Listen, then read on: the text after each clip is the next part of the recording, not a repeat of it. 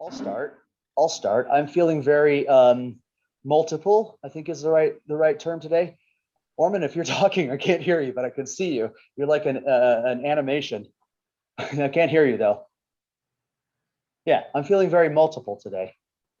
In other words, um, things are moving in all kinds of different directions, and they all have their same origin, but I'm not sure where their destination is exactly.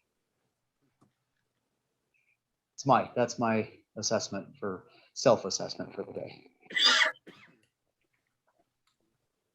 Hello, Iona. Hello, just give me a second. I'll be with you fully. Sure, no problem.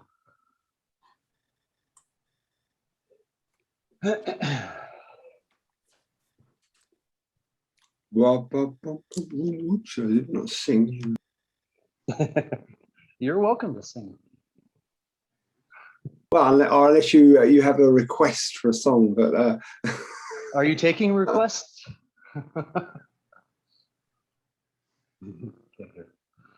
All right. Well, listen. Let's go ahead and get going. There was a couple of things that I wanted to start off with, and I'm not sure if it's actually appropriate to do so because the members that it would impact the most don't look like they're here just yet. So what I would propose that we do in the meantime is just kind of what's fresh in people right now. Like what's I can launch into what's fresh in me right now, but Well, I can speak.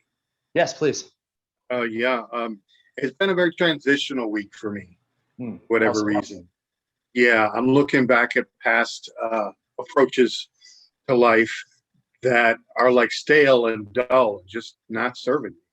So it's like time to get rid of those approaches. And also I'm overcoming another physical ailment. So that was another transition. Yeah, it was my knees were causing me a lot of pain. I could hardly walk. Finally, I saw the doctor. yeah. Working. Is there hope for recovery on that? Well, it's actually it's recovering. It's just arthritis, but it was very, very painful. Yes. And yes. debilitating. But yeah, it's nothing, like doesn't need surgery or anything like that. So That's good to hear. it's transitional and freeing too. Yeah, I can walk again. Yeah.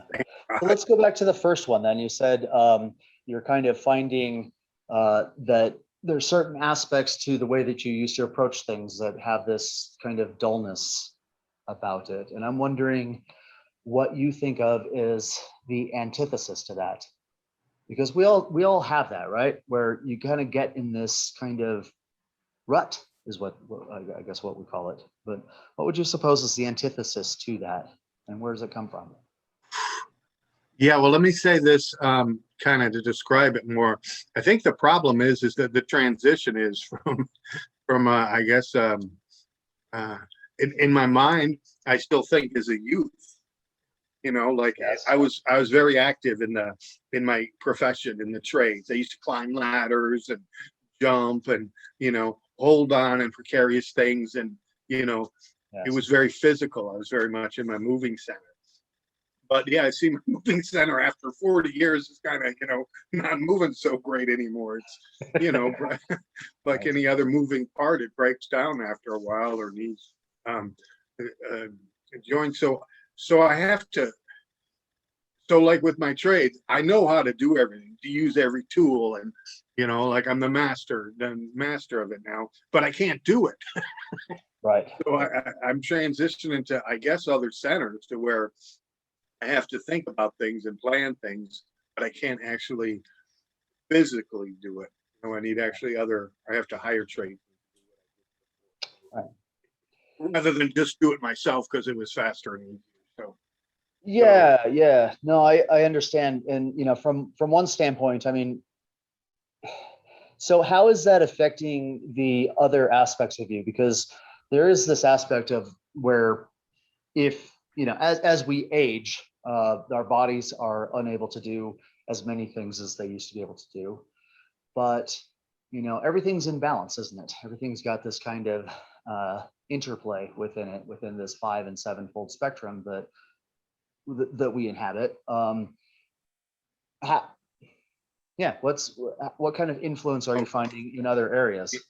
Well, the good thing is that now I'm finally getting time to study and be more active, like in this group. And you have a whole host of, or a library of reading that I need to do. And I finally have time to do that, to study what I've been wanting to study my life. But I couldn't because I was too busy providing for the family and working and doing all that stuff. So that's the good news, is I finally get to do what I want to do, which is sit and study and contemplate the mysteries of the universe. Right. Yeah. I think this ties back into, something that Ormond has talked about and I've talked about as well, that, how much of our lives can we win back? Right. Because so much of it is taken. The average person wakes up, gets ready, goes to work, eats breakfast, goes to work, comes home exhausted, watches a little bit of television, goes to bed, and rinse and repeat the next day, and Right. and I guess the question is, like, where do you find time for you? And one of the interesting things about this kind of work or this kind of way is that it's something that can take place in kind of internally and also simultaneously. I have to work as well, and I go and do my daily work and all that sort of thing. And I, like you, I sincerely wish I could just devote, so much more of my time to kind of doing this sort of work.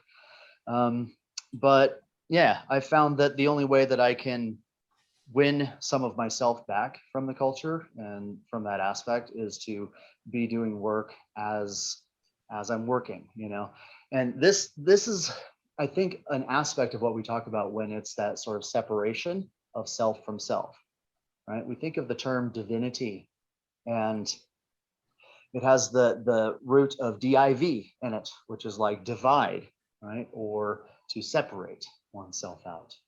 And so that's kind of I think a different view from the standpoint of divinity. Now, my interpretation of what divinity is probably different than many of you, including probably Ormond, and I would love to hear the differences. But in my estimation, divinity is it's a spectrum, and it runs throughout, meaning that there is a divinity aspect to something as simple as an ant, for example, but it's not like our divinity. And divinity is the bar or the polarity that kind of separates that out.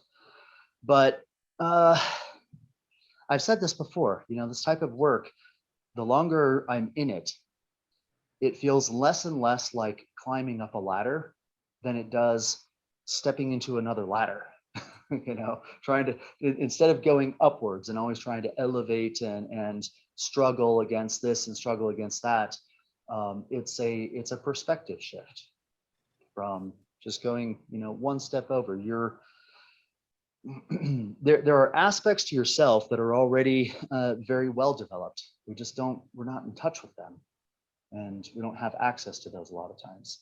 And so sidestepping that aspect. How does that sit with you? What is that causing you? Yeah, I think you're right. It's not such a lateral move, or it's not two-dimensional, rather it's three-dimensional work. Yeah. I've actually been thinking along those lines, something from a last meeting about the centers and what parts of centers we're in, and yeah. So rational thinking is one way, but there's other emotional thinking is a different way. And I guess we're blessed to have all these different, approaches or ways to reality. But I think, for sure, we do focus just on one or two. But I think you're right, to be a rounded being, we want to kind of be conscious of all of these at the same time. So we tend to be lopsided pentagrams. Yes, in how yes, expressed. Yes. yeah. So I think the expanding of consciousness is more expanding, like you said, in the 5 areas at once. Awesome. Well, yeah, and yet there's even more to it than that. And I do actually want to. So I'll preface this. Zenith had posed a question. If you were here for the run-in that I did on the 3 foods, and kind of, we were going through the octaves, and then we talked about where the work enters and where the way enters. And as a follow-on to that, Zenith, and Zenith, if you're here, please make yourself known. But I hadn't seen you pop up yet, so the recording will be there. But his question was, we didn't really talk about the nature of how that kind of extra force comes in, right?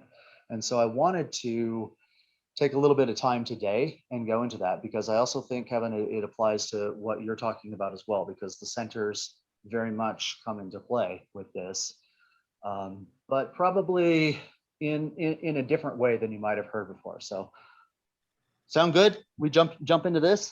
Yeah. We're very quiet group today. All right, can you all see the board?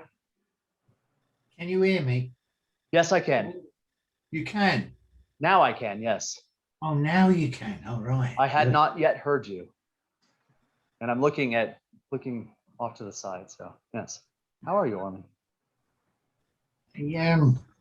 Struggling with my bloody equipment. Ah, yeah. I don't mean my physical equipment. I was gonna ask. The computer, right? You know. Yeah. Well, sometimes there's a bit of that too, I think. I just have to put it all, take it apart and put it all back together again. All right. Waste of time. Don't matter really. However, I thought what Kevin said was quite right. Yeah. The things, the attitude about something. The thing is, how do you load up? First you've got to be connected to something that's got more than you have. Yeah. Yeah. And then you've got to be able to connect to it. And then it has to process through to you, because it might not be of the same kind as yours, whatever you are at the time. And then you then also have to be able to contain it or cope with it or use it in whatever it is that you're connected to it for. Now I'm talking about, like, good example, elemental is one example. Entity is another example. Something from antiquity or history is another example. Right. In fact, even what's around today, you can still connect to the core, or what there is left of a core, of various processes on the face of the earth, like the Jewish, or I mean, you could even connect to the Spanish, and that's worse than the French. I mean, it's a personal opinion, but there you go. But it's still nevertheless possible to do so. So if it's possible to do it in one camp, then it's possible to do it in another. The thing that's important is what you decide on, and whether or not you decide to do such a thing. So you've got to take into account your education in it, what you know of them, and what your purpose is. So I sit here now and I think to myself, what is the purpose of what we're doing now? Yeah. I was actually on a Why are very, we here? Yeah. Piers summons us again, and we all turn up. Now, if I'm I was looking on a for, very similar track. mystery, I would say to you, don't even bother to answer that one. But I've got enough mystery in my life as it is, trying to discover what I'm about. So, what are we doing here? What are we here for? I mean, I like your faces. I mean, I'd shake your hand or kiss your cheeks in the street. I wouldn't kiss you, you're a man, of course, but I mean, I do that. But what are we doing? In short, otherwise it's just waffle, isn't it? yes, exactly. And if I was going to do a run into something, I think it'd be a lot more divinatory than this, which I know you're very capable of doing. I actually came here thinking, wow, I'm going to get whisked away Yeah. by this man called Pierce because he's capable of doing that, isn't he? See, hence we're all here, aren't we? You know what I mean? Hmm. I think, Orman, this is where, well, first of all, it's, I'm sorry if, Yeah, you, if again- you've got a frozen egg in your department. I didn't mean to do that. not at all, not at Yeah. all. Like I said, I'm, I at didn't the want to beginning, I'm take- feeling multiple today. Ah, Yeah. maybe I can throw in some divinatory thing that happened to is happening now and happened this morning to me. Yes. I just opened the newspaper and I read this strange article about what people use for cures for things. And there was one thing that really was, I was focusing on, and I think this one is forgiven.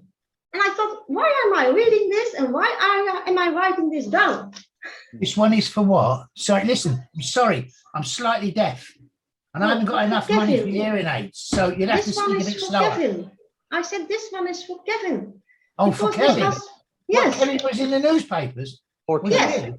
Because I read a remarkable story about a man who had arthritis in his knees. And I had done everything and nothing was working until he walked up to someone who said, you should take 3 capsules a day, 3 times a day, 1 capsule omega-3 fish oil. He said, and I did it and it's almost cured. Hmm. So maybe that's why I even wrote it down and I didn't know why till you started your story about your niece. Omega-3 fish oil, 3 Wow. Well, capsules a day. I'm gonna try it and I'll let you know in a week. Yes, That's amazing. I've heard about it, but now I got the message from you, divinely inspired. yeah, I'm gonna try it. Thank you. yeah. Thank I you. think I'm going to Oh, try you're that. I welcome. haven't got anything wrong with my knees. I reckon I could have a go at that too. Sayer's going to have a go too, aren't you, Sayer? Yeah, he's got bad No. knees. No, it's Knees a lot of arthritis. things, you know what I mean? I use turmeric. That's for horses. No, Turmeric. I'm talking about this divinatory thing because normally I don't remember these things or write them down. And I didn't know why I did write it down. And I even took it upstairs here to this computer. And now you are coming up with your problem. So I think that's divinatory. Wow. Wow. Yes. All I right. love it. Thank you. And the other thing is that what I think what's happening, it's about connection because you are taking part this evening and we are going to form a certain core Oh, yeah. Oh, God. together. I'm into So that. we are connected already together in this thing. So that's what I'm trying to say. Thank So, you. Cassiopeia, She's just got you into where trouble does there, that come Pierce. from? Huh? She's just got you into trouble. Yeah. What caused this then? What you got in mind? No, no, no. I told you he's crafty, didn't Where- I? I mean, Cassiopeia, where does that come from? The ability to actually connect like that on that sort of level, and where does it come from to? How does a core happen? What do you think? Because I've been thinking about this all day. Well, longer than that, but all day this morning. How does a core actually happen?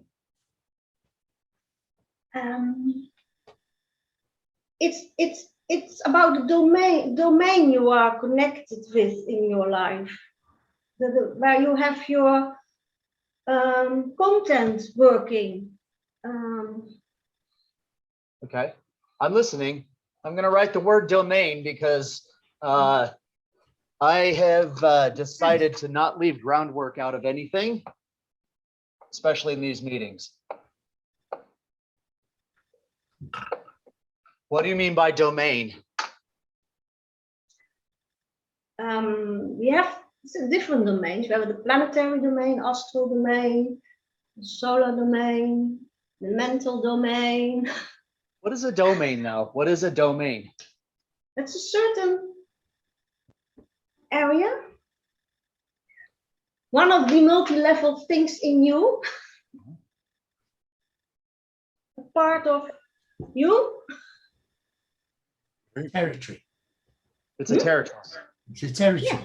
Where you roam, basically. You're, That's right. Yeah, exactly. Yes. It's also a domain, yes. Yeah. And What's somewhere in the missed here- territory, somewhere in the territory, you build your farm, don't you? And your farm David. circled off, right? You corral. It's a spot that you corral in the center of your domain. Yes, where everything has to come in and out of there, doesn't it? Yeah. Well, Yes. so do you think we've misspelled it?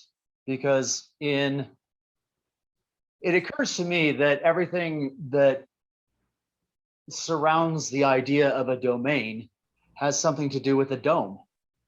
In other words, it's an enclosure, right? Or That's a core. that sort of thing, right? And so that's the beginning of a core. And this applies to a lot of things. If you think of a dome like that, what's another word for this?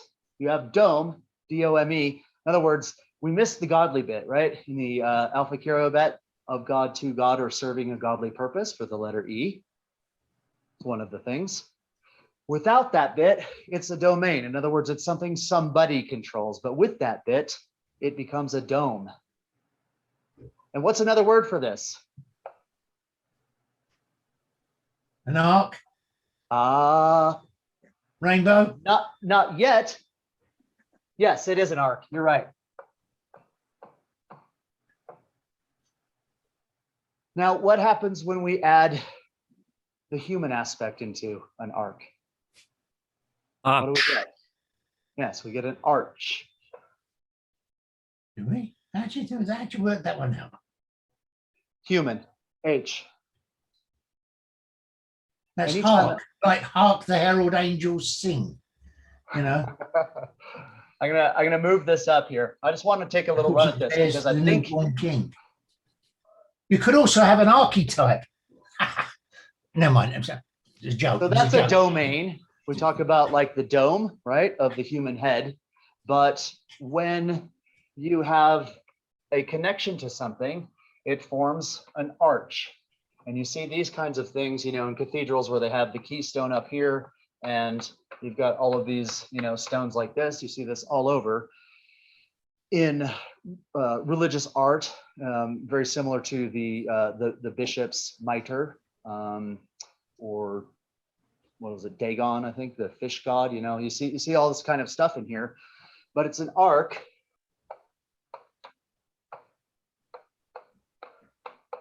With an actual involvement with someone, you know, a human endeavor. And I don't mean this as like the low end of the human, but the high end of the bar of what a human can actually engage with.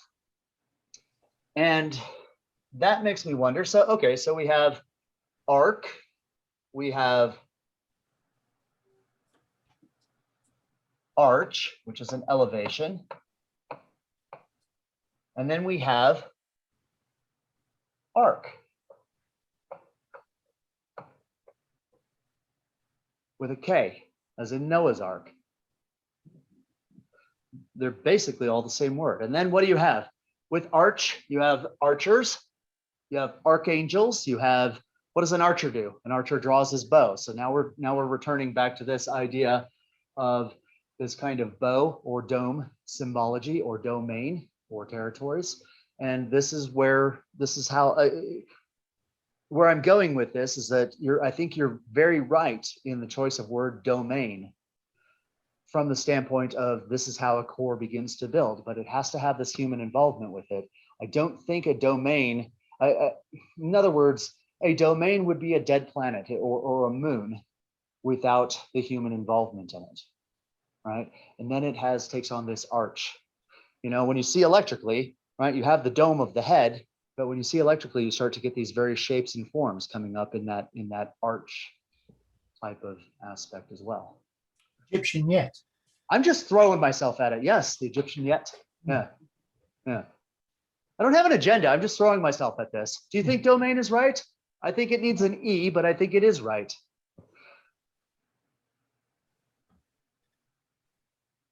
Well, so bow, And if we take bow into where does the consideration, core come into that then?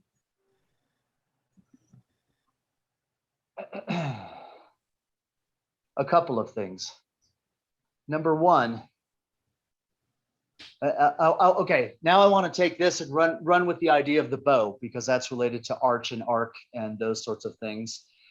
And what comes to mind is the idea of the rainbow, because before you're talking about like Noah's Ark, when Noah and his family, in the story had come out, then it's the first time a rainbow had appeared.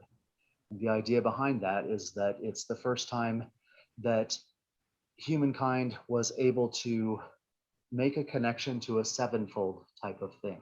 Before that, it was only pentagrammic that humans could connect to.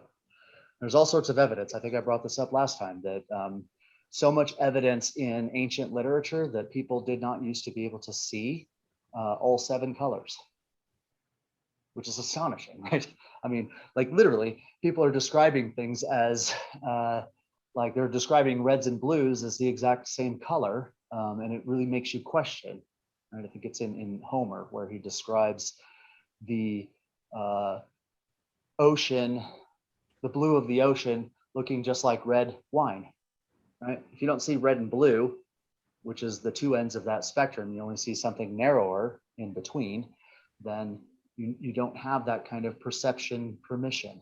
And so I think, Orman, when it comes to a core, I don't think a core was, I question whether a core was possible. I know you've talked about Egypt before, but I don't think Egypt had a core. I think they had an attempt at a core, but I don't think they could have had a core. They tried. They tried from a culture. They had a culture as a core. Yes, right. But that culture wasn't derived from a natural association with domed things, if you like. Yeah. It was an association with a different kind of antiquity, therefore pyramids instead of domes. You understand? Right. Right. I mean, what your continuums too. That's something that attaches itself to domains. So What somewhere in a doesn't? domain, you have to have a center. See, like you're a domain, aren't you? Yeah. Right. I mean, so is Enigma, and so is Cassiopeia. Nice looking one though, and so on. I'm good. That's it. I've got a domain too, but I've got a center of gravity. If you see what I mean. Yes, I've got a solar plexus is where we know it happens to be. Interesting, they call it solar plexus. So it's a center of activity around which everything occurs. So that would be the center where everything would gather, which means that if one was looking at, say, your right hand, then you'll miss the rest. But if you look at someone's core, you see the whole thing. Do you understand? It's the best example I can put there. But life doesn't guarantee that you've got one. So the cultural life. It does on a physical level, but that's it. Yeah, but what? Yeah, you still. What I was going to say was that if we look at what counts the most in our actual life, living event, all right, you have to save the core of everything, otherwise it's not real. I mean, a simple cell can't live without a nucleus. Yes. It can still be there, but it can't do anything. So, you can be unconscious for years. You're not there. Yeah. So you're right about the core containing the greater or higher or finer or more developed part of self. And that goes for what it's connected to as well.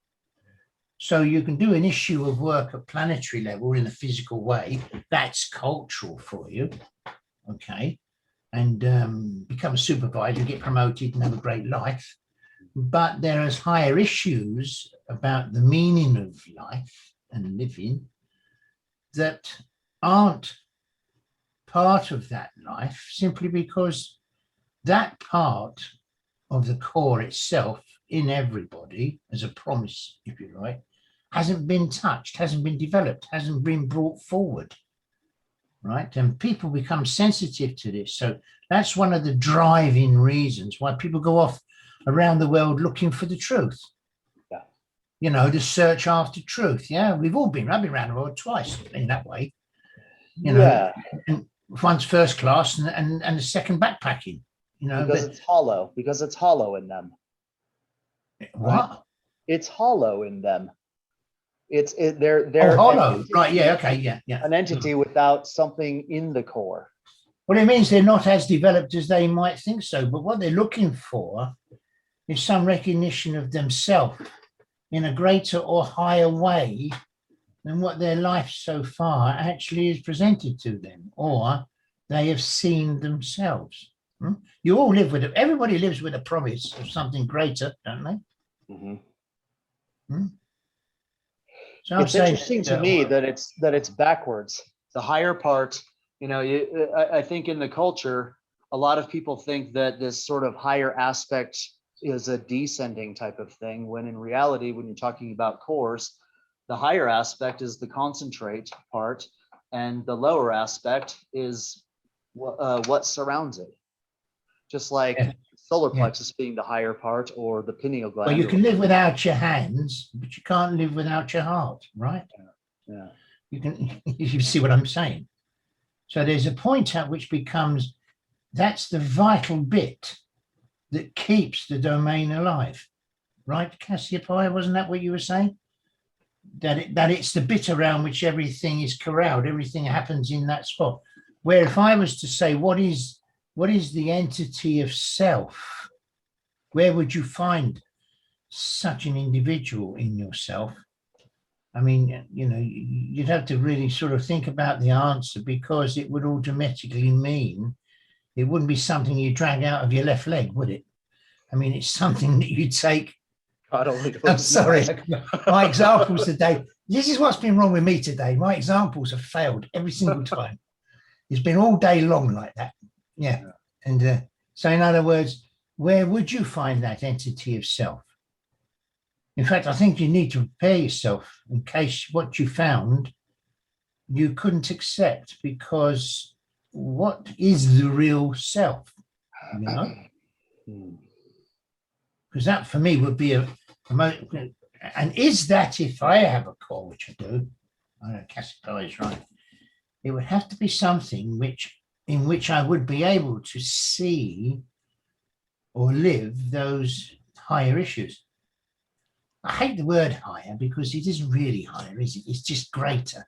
It's greater than the cultural outward life that we have. Yes. The culture is just the place where we go to buy our shopping. Well, things like that. Yeah. Yeah, I mean, people say, you know, where's heaven? People point to heaven, but Oh yeah, no, hang on. The is. Mormons, they say it's in the Great Pleiades, don't they? Yeah. everywhere. Yeah. Right. Well, I so mean, is it true? I heard that if you were a black man in this life, you can't come around as a Mormon priest in the next. Is that right? I have no idea. I'm serious. I wasn't joking. I actually I really don't know. Yeah. I've got to check on that, because Hey, Sachin, there you are. it's the kind of thing that they do. You know, they're like that up there in Salt Lake City, aren't they? Yeah.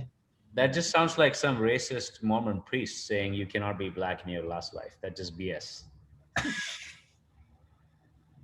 Sorry, I'm the only white or non-white guy in this whole crowd. I'm looking at everybody. It's like, well, the only. You're not the only white guy, did you say, in this lot? I'm sorry. I think I might have a problem with my speakers here. I keep hearing you wrong. What? No, I said I'm the only non-Caucasian person in this whole lot, so I had to. Oh, it's gone to Caucasian now, is it? That's good. Well, white was just. You only stole me. Go on. I'm a whitey, yeah. I wouldn't say it that way. I'm just saying that I'm different from everybody else in that. You can be whatever you want. I'm just saying I'm. It goes beyond one priest saying that. It's actually in their theology. Well, I'm a wet, aren't I? In some black people's eyes, we're all wets. You know, white English trash. That's what I am.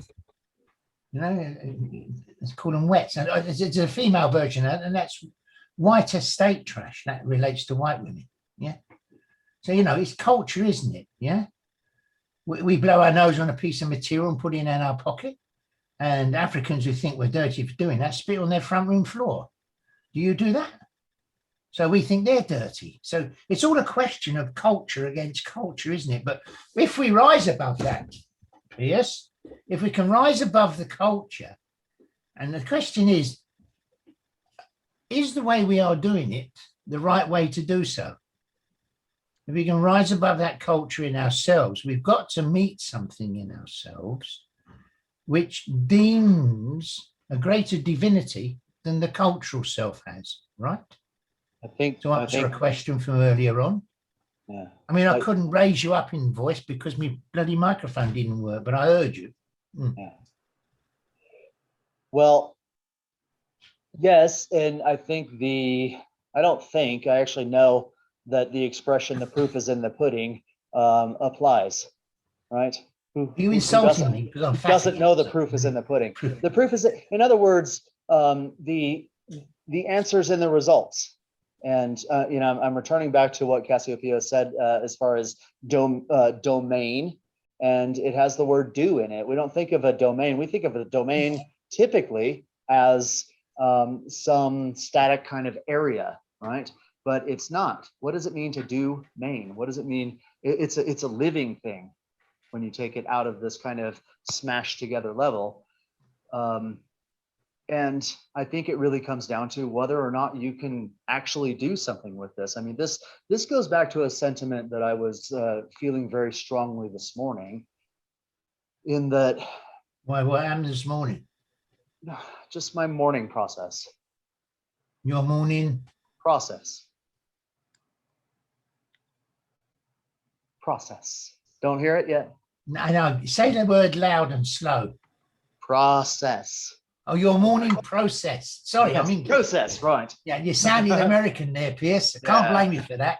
Yeah, all right. Sorry, old chap. I'll, I never blame anything that's got more money than me. Never. well, No, I'm not stupid. no, but the sentiment that was very strong in me this morning had to do with, why do we do what we do? Because something this occult and something this esoteric and something this vibrant and powered and connected also has the very strong possibility of just becoming an intellectual exercise, where a person absorbs and attaches to the knowledge of something, but doesn't ever do something with it.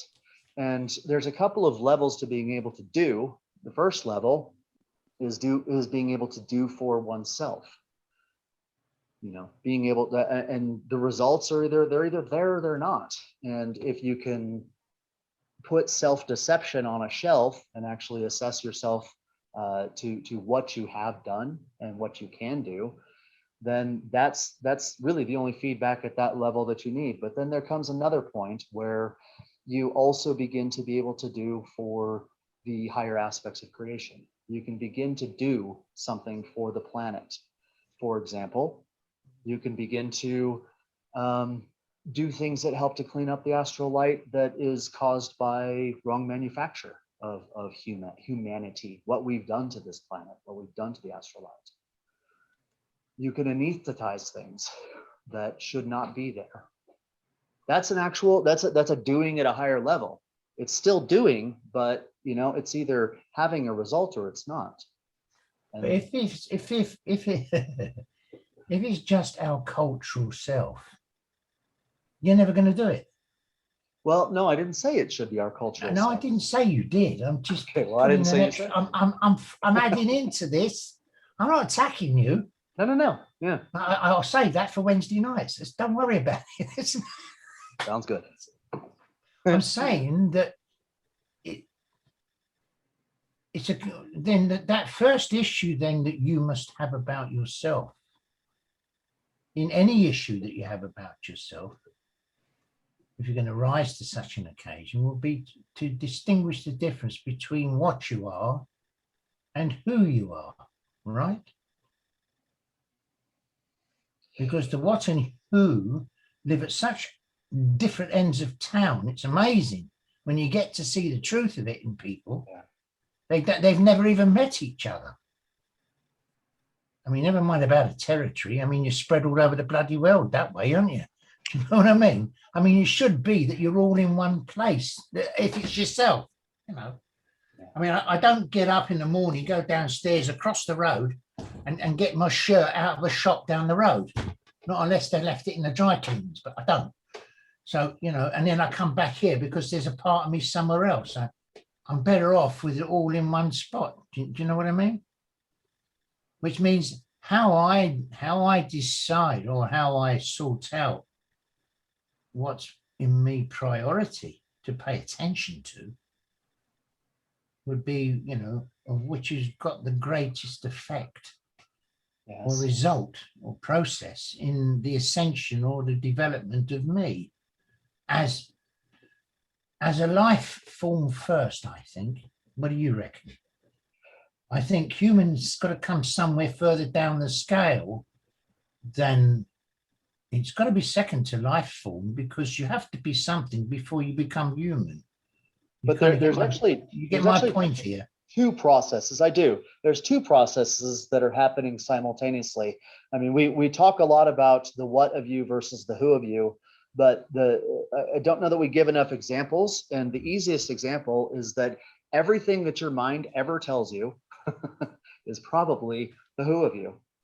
If your brain is chit-chatting all the time, everything that it chit-chats about is probably the who of you. The what of you is that core aspect. And the example herein is how it's working kind of both directions simultaneously is, you know, you may go to work and you may, from a core level or an essence level, what we used to call essence, from a core level, you may absolutely hate your boss because your essence, Hate your what, sorry? boss, Boss. manager, whatever. Oh, Yeah. okay. Yeah.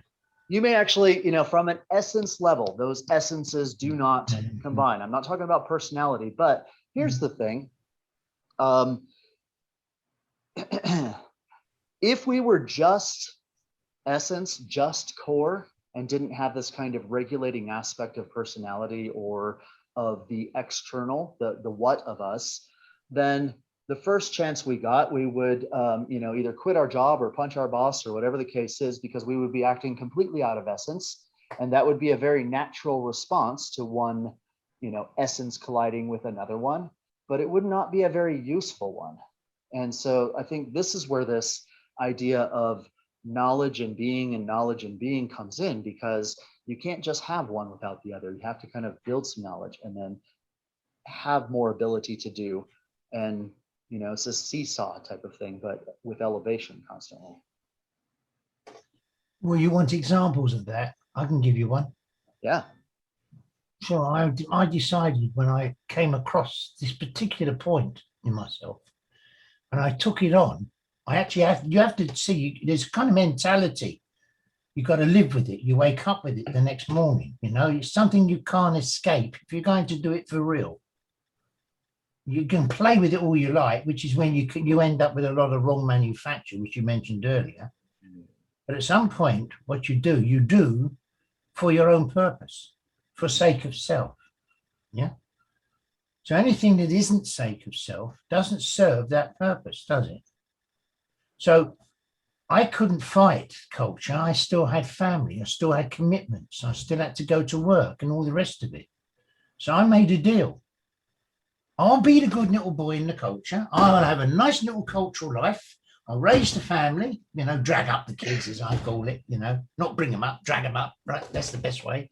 Wait till they get to 21. If they can count to 10, they know how to go to the toilet by themselves and they know their name and address. You've done your job because they got to 21. You see what I mean? That's it. It's a bit crude, but it's the best way, trust me. Costs you less in the end, see? So then I say, okay, then I tell you what, Mr. or Mrs. Life, whoever you are, you can have 20% of my life.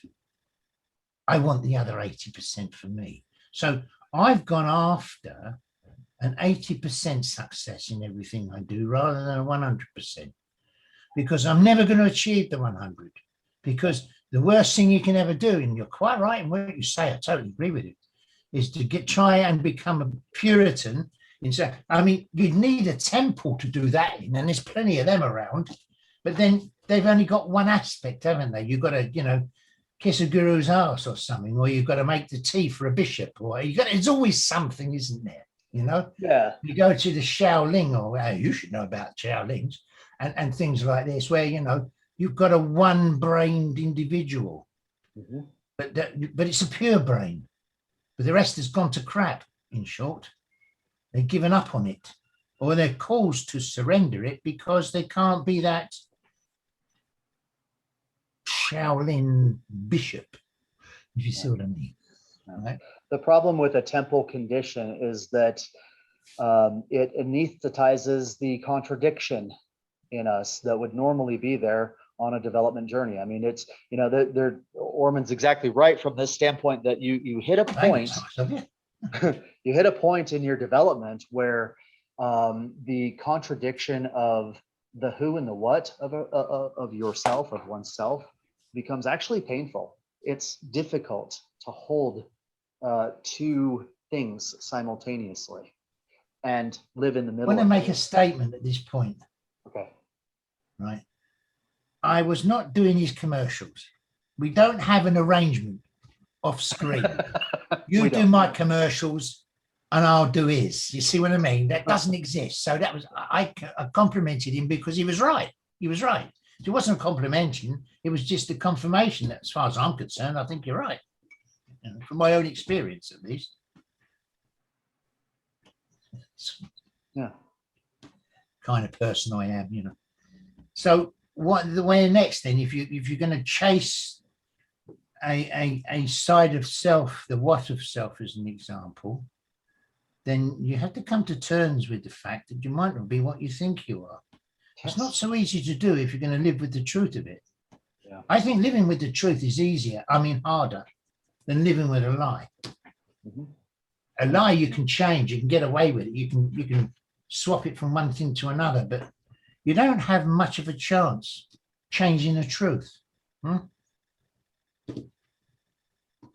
Correct. Yeah. Right. And then you're facing yourself, because that struggle is something that is initiated by your own work. I call it a work, you know. But it's correct. It's in balance, because you can't have a two-sided thing, right? Nature won't allow it. You know, you take out two wires from the plug and put them together, you know, that's what happens. Yes. See? And that's what happens in yourself. That's why people lose it, you know? So nature is in demand when you do bring up a contradiction about it, because you've now separated the two, right? That's like two kids in a playground. They're having a punch up, right? You get hold of them both by the scruff of the neck. Hey, listen to me, you two, right? I mean, you're the one in the middle now, aren't you? See, you're the referee, and nature is like that. It brings up the exact correct kind of struggle that you need to go along with that condition. I know it's strange that we say you need to struggle. Well, But- and it matches too. The Right. the higher That's the the intent, key. the more is going to come to resist it. You know, otherwise Yeah. it would spin out of control. So you've got the positive, the negative, and you've also got the neutral, or the mutable. As Yeah. Enigma would say. Well, that's right, Enigma, what you call it, the mutable. You're That our is astrologer. correct. That is correct. That is correct. It's probably more correct actually than neutral, really, if you think about it. But you know, Orman, you talked about temple conditions before, and I mentioned it. mentioned it. You mentioned a It's temple. your show condition. here, not mine. I'm just adding in. Yeah. I mean, feel free to stop me, all of you. Just say, "Oi, shut up for a minute." I I mean, don't know, but the reason I respond why, to the word "oi." You know. Oi. The reason All right. why Oi, you. That's even better. Yes. the reason why a temple condition does not work for this type of work is because we go directly for it.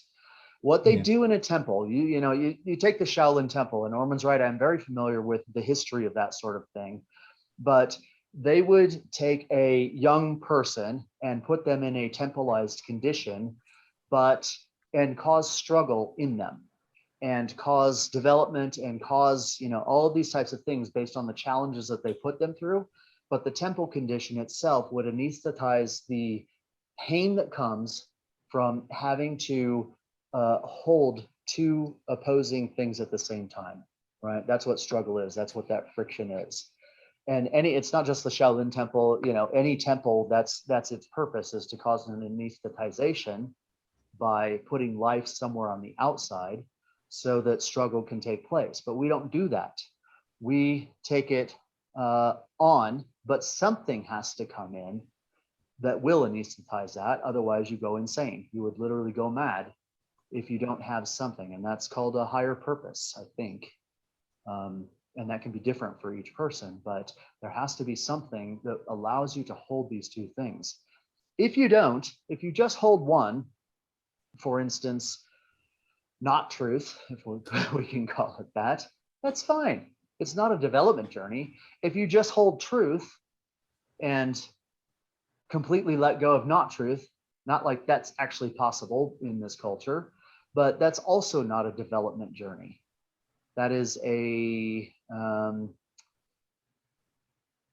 the closest example would be someone who was raised in the jungle, for instance, right, where they have no culture whatsoever. I'm not talking about a culture in the jungle. I'm talking about, like Mowgli kind of thing, if you know the reference, right? Someone like that is 100% essence with zero culture whatsoever, because wolves don't have culture. They don't do that. Who doesn't? Wolves. He was raised by wolves. Yeah. Really? Yeah, that would be essence, though. No, I agree with you. Absolutely. You just see now. This is what I mean about divinatory. P.R. Cassiopeia. Yes, twice. That's once you did it, and now today, same thing. There you go. I was on about wolves earlier on, about exactly on the same point. Yeah. Now that's divinatory for you, isn't it? Isn't that finding something? And that came out of a core work.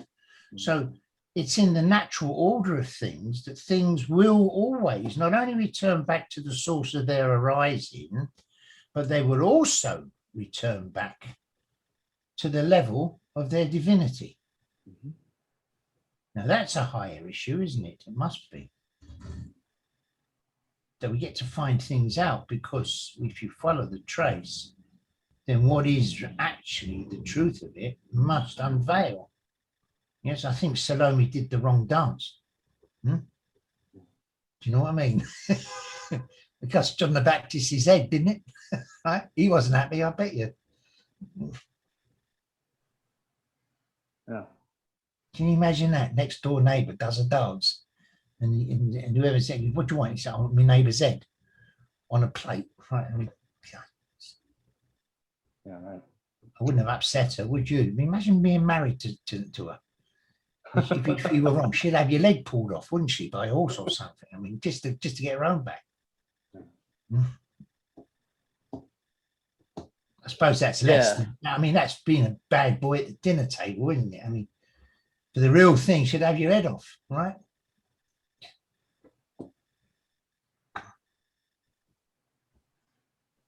Well, that would be a struggle. We have to find it first, wouldn't you? Yeah. Searching around. Yeah. So a lot's coming in, and still kind of going back to that, the idea of domains, and it occurs to me now that a higher level would be dominion, because it's a sun level aspect at this point. Domain is planetary, dominion is higher, and even I don't know why the ancient Hebrew scriptures and stuff keep coming in, but wasn't it that man was given dominion over the animals, right? Not By domain who? over the animals. I'd like to know who gave him right. that, you know. Well, it's symbolic of something else, but the idea still stands that it's a higher level of type. I know it wasn't the Queen of England, that's for sure. Aspect, yeah. You know, a good job it wasn't either, isn't it? You know, imagine that. Eh? Yeah. Who gave him the dominion? What comes beyond dominion then? There would have to be an X in there somewhere. Really? I think so. I mean, if we're just playing with words.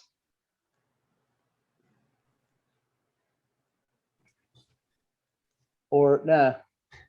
Well, okay, so dominion would become DIVIN instead of DOMIN, because now you have this other aspect, you see?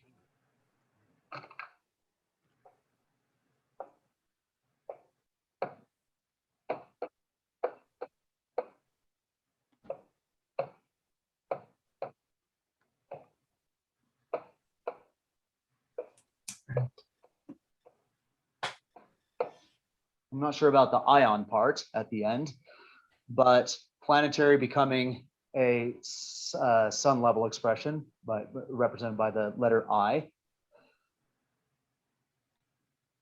I don't think I'll go into the time alphabet here, but this stays. And yeah, actually you would move that, wouldn't you? I'm just playing around with it. I'm trying, this is groundwork. Open it up, but I think it would have something to do with divin as in divinatory instead of domin as in something to do with control. How about the word divination? Domain, dominion, divination. Yeah. Well, with the dominion, wouldn't you have a dominator Yeah, you're right. Yeah. or a dominatrix? Whoa. There's a couple in Colchester have a title paper to it. Somebody who's Not actually that I've been looking. active, because the dominion is it's a space, a sphere, or a space. So, but the dominatrix is an active element in that dominion, right? Yeah. At I got a suggestion, which is the word domain. The root of it is Latin domus, the house, the home. Yeah. So you got domus, dominion, and then you respell domis because it's talked about there being houses at the very high of things. So you have a domus, which is a higher form of home. So in other words, one will be domiciled Yes. in a domain In a domus. or in a domis. Sorry. Yeah. You talked about the 12 houses, didn't you? Did I? Oh, yes. Why did I suddenly get all that thrown at me? What's that about? You have alluded to it rather than talked about it at length, I would say. We don't need to, it's up to you. I don't know.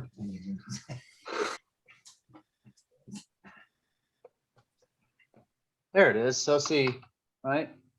I mean, thank you, Enigma, because that's right, and that even ties into the polarized aspect of the ray of creation that we talked about even a few weeks before, because do, re, mi, fa, so in the solfeggio comes from dominus, right? Which is Dominus Dom. adjuto mu. Right? in us, huh? Dominus adjuto mu. You'll have to translate that. Lord, Dominus, the Lord is my helper. Lord is my helper. Thank you. Yes. Yeah. Now you're into Latin, are you? Yeah. How about non sol solaris? That which bringeth the light, the rainbow bringeth the light. Hmm. Do you know who said that? Mm-mm. Elizabeth I. Hmm. And she remarked upon the fact that rainbows always seem to be preceded afterwards, or is it whatever, by light, right? Right. Why did they speak Latin anyway? I mean, the church still speaks Latin, doesn't it? It's really annoying. You go there to a good old sermon in English and you get it in Latin. Joe. Yeah. Where were we? We were at a core thing, weren't we? A core is what everybody has a core. If everybody has a core, they have a content within it. The highest bit of that has to be the living event in it, right? Do you think everybody has a core? I'm not Yeah, convinced of definitely. Oh, they've got something on. Everybody's born with one. I do honestly know that for a fact. They are. Everybody is born with the balance of themselves.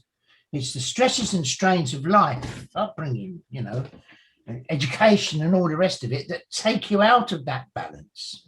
I've always said, I honestly blame formal education for being responsible for giving young children measles and chickenpox, because it unlocks it rather, or makes them prone to it rather than their natural condition of life wouldn't have been so. You've altered the balances. Yeah. I mean, you try driving a car with 3 ordinary wheels and a wobbly one. I mean, you know what I mean? You alter the balance of things and that kind of thing. So this is how our life is, isn't it? And yet we are still thinking that we're not wobbly. or we're not, which is that lie of self, isn't it? The great self lie. It's the story of the king, you know, and the clothing, right? What's that story called? He's walking around naked and everyone's telling him, oh no. I remember you the know, song with Danny Kaye, you know, The the King Emperor of England has is no all together clothes. now, isn't yeah, it? the emperor has no clothing. Yes, right. Thank you. Yeah. That's the state that we all kind of are in when that's the state that the culture trains us to be.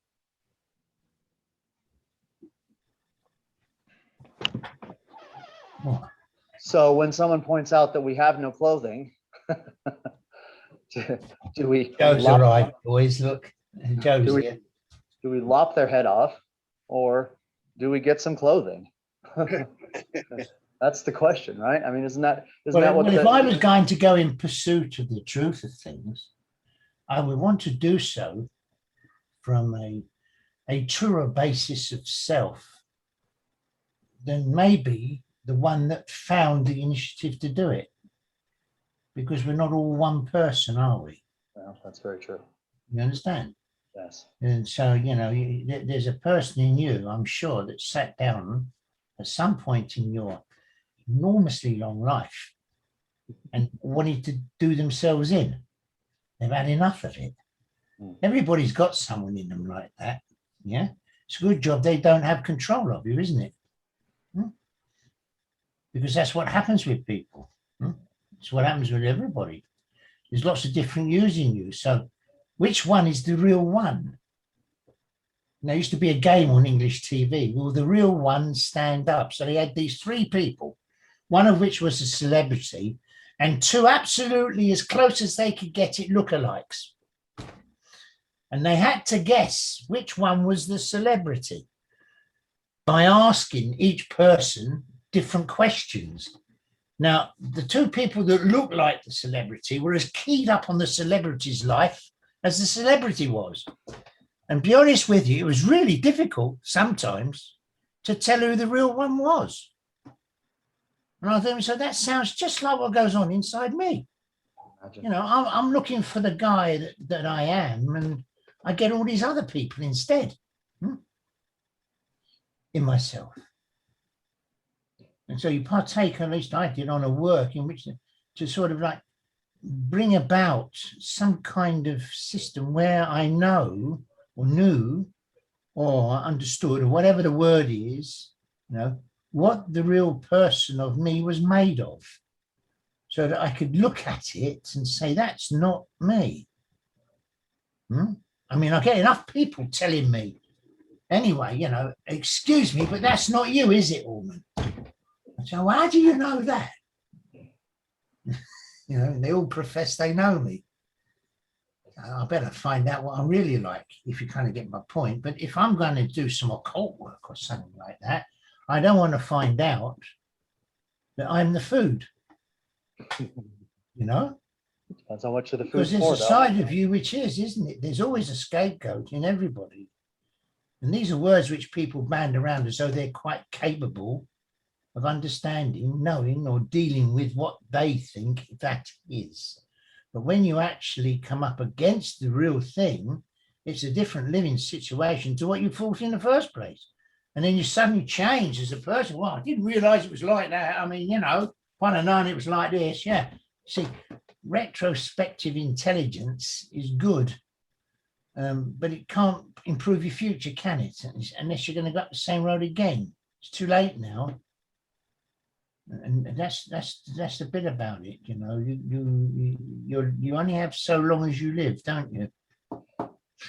And it's You know worse what I than mean? that, even. It gets worse, yeah. No, it's worse than that, because Next Sunday.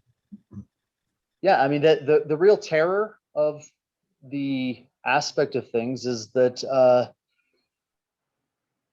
we die at about 10 or 12 years old anyway, most of us, right? Because once that aspect, that core of oneself stops developing, stops growing, everything either grows or withers, right? And so most people think they're alive. And I think some of the point of this work is to be able to attract life back into yourself. So, it's kind of like the idea of reincarnating into your own life while you're still living it, right? Actually bringing back that missing piece of you instead of just letting it sort of decay and But the point wither. is it going to be worth it? I mean, is this worth anything? Mhm. I mean, if we're going to do something, it's got to be worth doing. Yeah. And it gets more expensive the older you get too. Not only from the standpoint of money, but from the standpoint of time. Yes. It's, the universal currency, you've only got a limited amount of it, yes? Because you can't take it with you when you go. Actually, you can, but you just can't spend it, can you? You know what I mean? Well, how do you attract your life back to you? Because I don't actually believe that you can go out and find it. I think it's more a matter of summoning it back. People Instead go of, out, don't they? They go out But see, because that's they the think if they're problem. going to go. Yeah. Well, let's just hang on a minute. This is a very important point, I reckon, because if people ring, why does someone go to somewhere like India, right? And they always go to the tourist attractions, the Taj Mahal. You got to go to a disco in Delhi, and in the 2Ds, and then there's the Taj Mahal, and then there's the Ganges, and then you've got to meet somebody who's wearing Indian clothes. I mean, by the time you've done all of those, you've had your holiday, but that wasn't the journey, was it? No. And you then sit on the beach at Goa because that's where half the population crap every day. They do, and they dig holes, and you think you're sitting on sand. You're not. It's really polluted there, isn't it? but see, that's the point, I guess, between like a silver and a gold approach of it. I don't think that silver approach works anymore to go out and find it. You won't find yourself Well, out they're there. going around looking for a connection, aren't they? You're looking for a place. Yes. Yeah, yeah. If you say to them where you're going, they say, I'm going to go and find the truth, right? And and they think it's somewhere up the Himalayan trail or something. I mean, but they got that from somewhere else. But that's not it, is it? When they come back, their journey weathered, but nothing's changed inside themselves. You're right about that. Because if they'd have found it, they would have stayed there, wouldn't they? Yeah. Right? I think once upon a time it worked, but it doesn't. I don't believe that it does now. I think that the new approach needs to be to find a way to be open to it coming back to you instead Well, of you got my going interest out and now. finding it. Don't you think, actually, I'm sorry, everybody just have to take this as it is. This is really sort of like on the spot, isn't it? This. Don't you think that our age has caused changes to these great processes, is the best word to use, otherwise you might still insult somebody who's into it, right? These great processes around the world, where at the end of that particular process and the tunnel where it goes to, we call it a continuum, right? There's a pot of gold in the form of an entity, or something like that, where they keep it in a place. I'm thinking like this Kali temple that I actually ran into it, to be honest with you, up in Manali in the Himalayas. And I got to Kali the is temple. in Kali the Kali destroyer. temple. It was a Kali temple in a place called Manali, yeah, and Himachal Pradesh.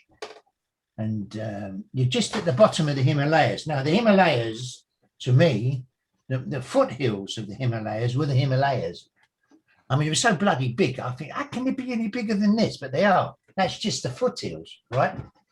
So, and there's this temple sitting there, and I thought, this is, and inside they got this great big bell, which must have been bigger than Big Ben, right, in London. And people were getting, they had to have greasy food, and they threw greasy food on the stone beneath it, and they banged the bell. See? Anyway, there was this guy who spent his entire life since he was 5 years old as a priest of that particular temple, right? And he gave me this. I said to him, "Why are they doing that?" They said, "Oh, well, they're just saying thank you." I said, "Thank you to what?" They said, "To Kali." I said, well, where's Carly? I came all the way to India and Carly doesn't bother to turn up. I mean, where's Carly? Hmm? But what he was talking about now, what he was talking about was that they house elemental content and elementals in places like that. I mean, within a mile of you or 2 miles of you, there's got to be a church. And churches were, from the Christian point of view, places where they put a different kind of elemental in there. That's why they're so big. There's a lot of, this is so-called secret knowledge, all right? And his job was to make sure that at night, when the sun went down, he closed the doors of the temple. And he did, he shouted 3 times. He gave everybody in there a chance to get out in time. Otherwise, they're locked in there for the night. Now, that's because the elemental form comes down and surrounds the ground, okay, in the temple. Sunlight and bells, it retreats from. And at first light every day, and I stood in the middle of the door and looked, and there's these 2 mountains coming down like that.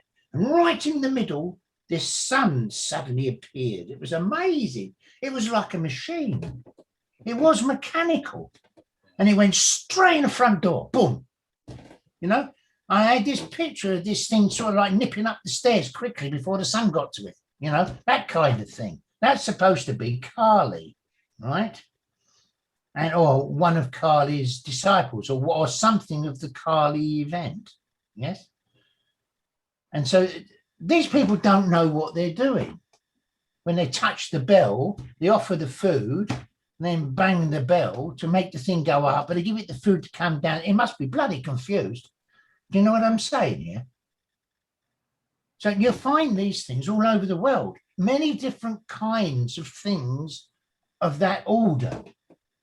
But they're all, nevertheless, the end result of a greater civilization where this was normal for everybody. I mean, look at all the pyramids they're digging up now, or they're finding, or they're suddenly discovering suddenly. All over the world, the bloody, even one at the Antarctic, right? Covered in pyramids. Hmm? So, Well, different cultures. What? Well, so I don't think you can find any priests at one of those. greater civilization from one standpoint and lesser from another. From the standpoint of what, like, it doesn't really do us much good anymore to connect and receive from elementals. We're Yes, higher but what than I'm that saying already. to you, Pierce, is I'm agreeing with you. Yeah. I'm saying that our culture now doesn't recognize it. Look at all these churches. Hardly anybody goes. Yeah. I mean, once upon a time, billions of people went to church. Now, if only 500 million go now, that's nothing to. I mean, the last time I went to church, I was the only one there. I'm serious. That was on a Sunday in a place called March in Cambridgeshire in England, right? I was friends with a priest, okay?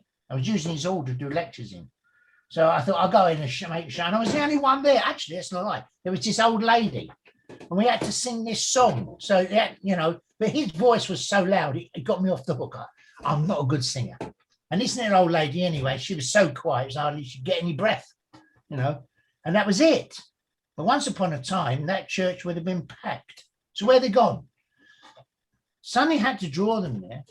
Now, the next thing is there's always these flurries that you hear about, you know, like the last one, because now, of course, Israel claims it's got the Ark of the Covenant, right?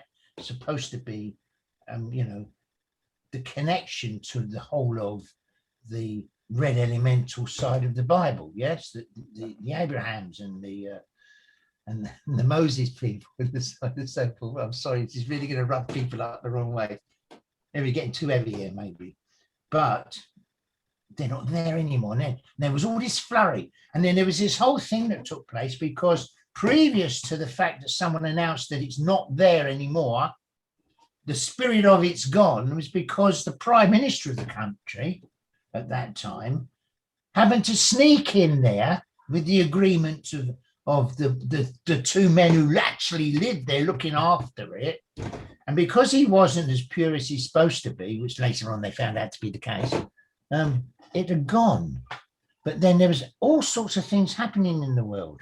Sun Myung Moon died, and that particular process housed the greatest content of transient, or rather we would call it ascensional gold in the world, literally in force and content.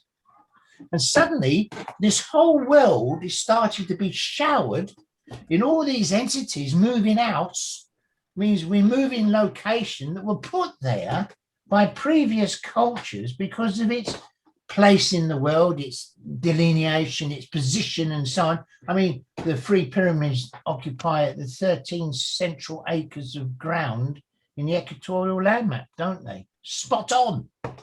But that was all done in a machine way, you know, and in a process.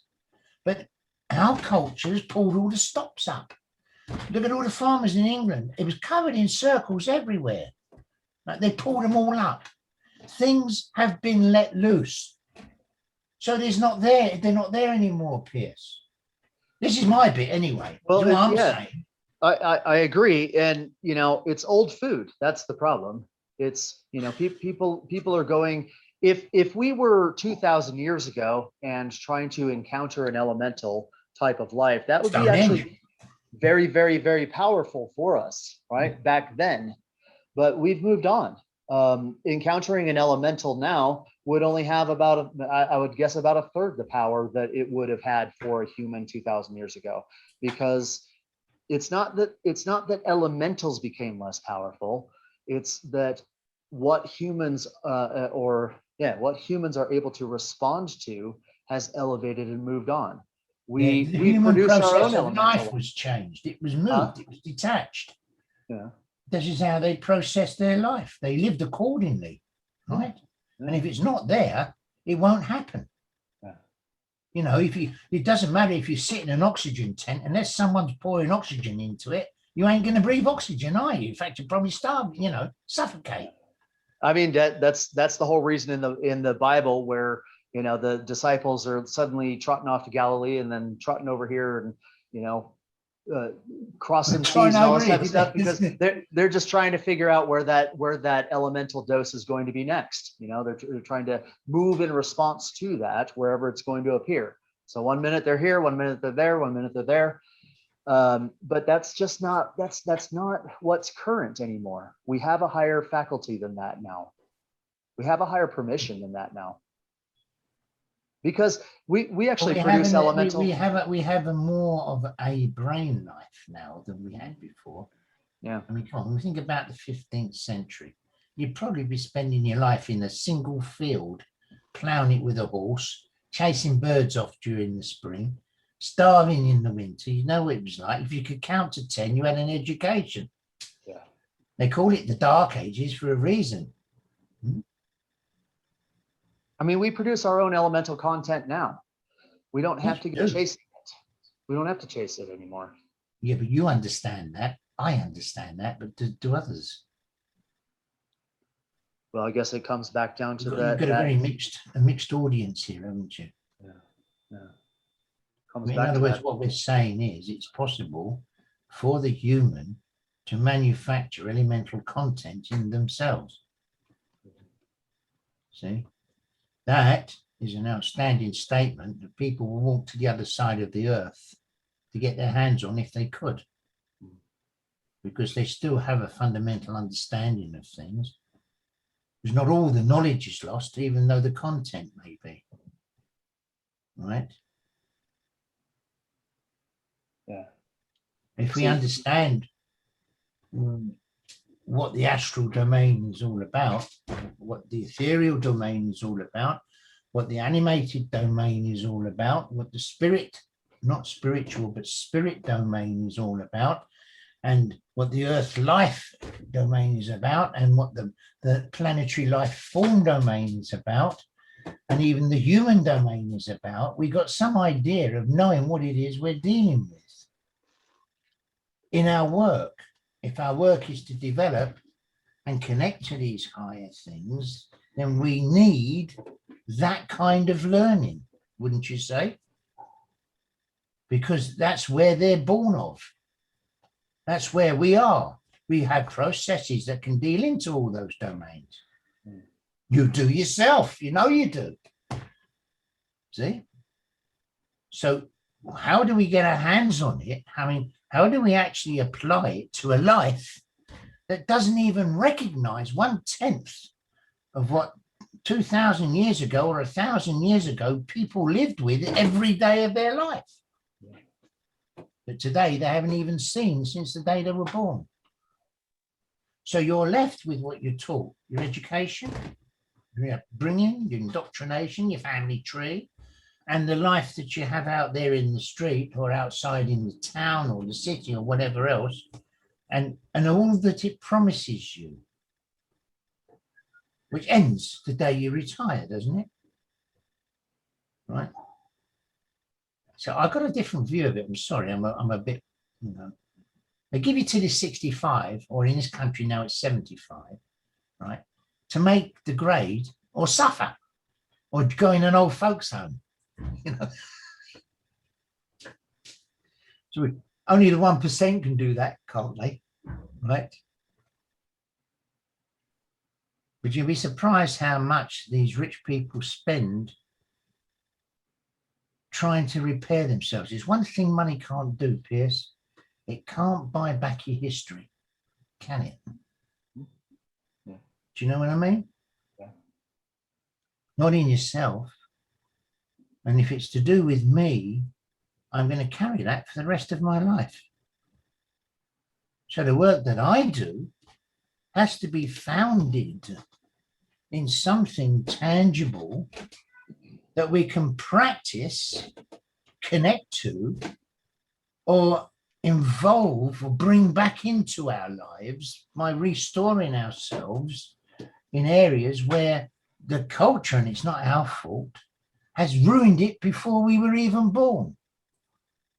And when you think about it, against the natural order of events, that is a huge amount of ruination. It really is. Because most of what the human can do, they can't do it anymore. You see, this is what you say too, and you must admit you do, and I know a lot of you do. I mean, this really isn't like a beginner's night, is it? Kind of, I mean, seriously, this is us. This is us coming to terms on different things, right? At different levels. It doesn't matter. If you're here, you're here. If you're not, you're not. But the fact of it is, we don't have any choice in the end because there's too much to lose if you value life in yourself. If you value the purpose of why are you here? What do you exist for? I mean, what are you doing here? It's not to do this, not in my book, although you've got no choice. So that's why, okay, you can have 20%, I'll have the rest. That's a fair deal in my book, because I know for a fact that you don't have to be 100% to develop an astral body.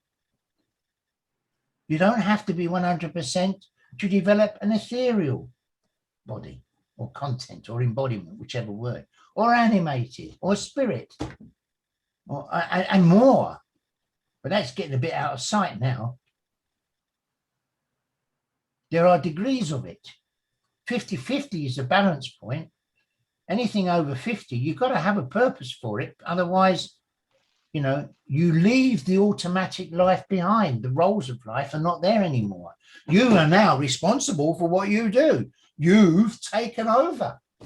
You know, you can't say, I'm going to drive the car, but the car's got to tell me where to go. You know, I mean, it doesn't work like that, really, does it, in actuality? And it's something that people find very hard to accept because they see this kind of amazing, ethereal, incredible, balanced, harmonic, kind of natural connection to everything where all of life and space and event and time is in a harmony of beauty between itself, and my eyes will tear. I mean, oh, give me a break. It's not like that at all. It really isn't like that at all. in some ways, it's a lot better than that. Because I mean, that was a very dreamy approach to it, but it's the best I can do at the moment, right? It is a Sunday. We're supposed to be at rest, aren't we? Yeah, it's not my fault you pick Sundays. Well, I think there's one point that really needs reemphasizing, and that is to do with it's not a going out and getting thing anymore. It used to be. That used to be the way. That used to be, and what I mean by way is like way with a capital W. That was the way. You would go find the ingredients that you needed in order to develop yourself, but that's not how it works anymore. And this is kind of the big error. The way it works. Well, hang on, I've got to say something here. I'm sorry, but it's in the. I don't agree with you.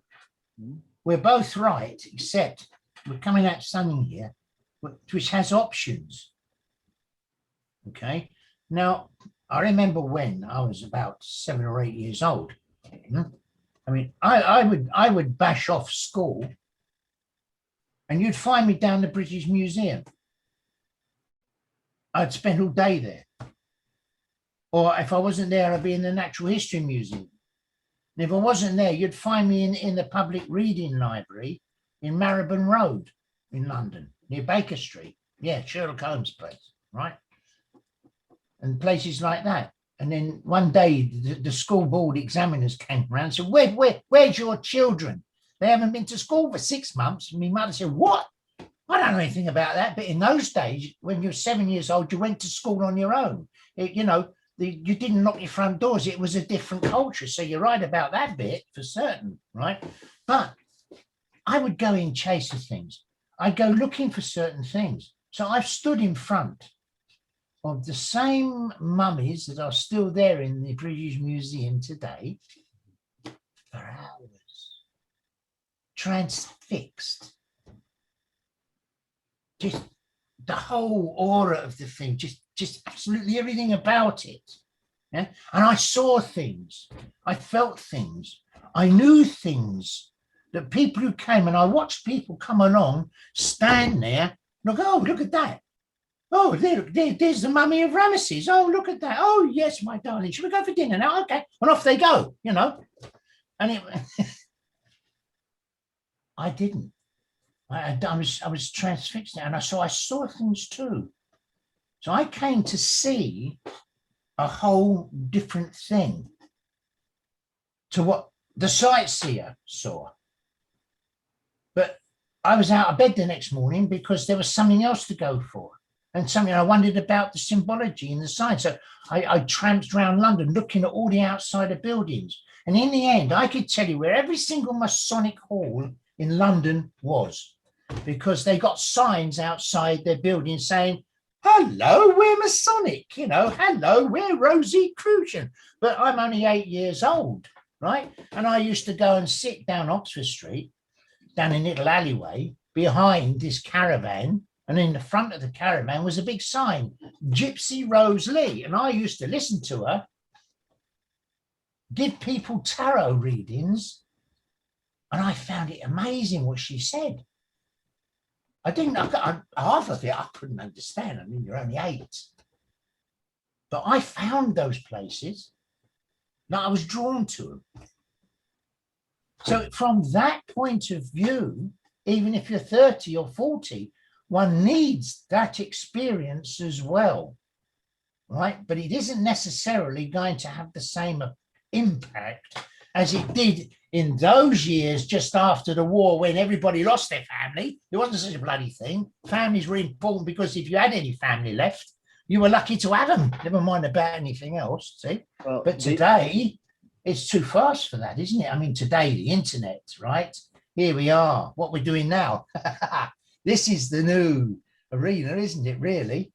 And yet, Ormond, the other side of that, though, is that if one has certain assemblies in oneself, then what sat with that, the Egypt that you were describing will come and dwell with you instead. And then it'll just be literally a piece of gold but without the actual content of what it But Piers, was. you see, you've been addressed to this kind of thing all your life, and so have I. Hmm. But let's just take this on the basis. Supposing suddenly there's 300 people that have taken an interest in the work we do, Hmm. which is not hard to do. There used to be 7,000 once. Yeah. Yeah. Right? I had 7,000 people a week. Long story. Talk about it another time. But what makes the person think that Egypt will come to them? Something that's been around for 10,000 years. They owned the animated domain of life. That's where all their gods were. Animated life form, see? And so on. To come to an individual, a cultural person that doesn't even make a natural signal, never mind about they carry the connection to higher things than themselves. Well, they won't come to that though. What they will come to is something that can actually offer it a future. Yeah, well, they'll With come no to intention. you. They'll They'll come to you. They'll come to Enigma. They'll come to Zaya. They'll turn up for Iona and Cassiopeia. I mean, what I'm trying to say is, yes, for us, it's a different game now because we have already got that. I was going to say under our belts, but I mean, that's not really good enough, is it? I mean, we've got that in our pot of gold already, see? But when the world's going to come to it, they're going to come to this in a broken condition, in an uncertain condition, in a state of mind that's going to be full of itself, right? With ideologies and ego stuck at the back. Now, there's nothing wrong with ideology or ego. It's just in what form it turns up to interfere with your whole life, especially, you know? So we've got something a lot more massive or bigger than just a, you know, a simple primary approach to it. And we're here now. All of us are like that. We're not primary. You So know, what does a covenant of people as say, well, whoever's here, doesn't matter, you're here. So I could say you were meant to be here, but I wouldn't do that. Because if you go away disliking us, you're going to hate me for that. You know, I try to keep friends. I don't like losing them. You keep your friends, don't you? You know what I mean? well, What do we do now? Because you're the man that's leading this event. And to me, the message from you is the whole point of it, isn't it?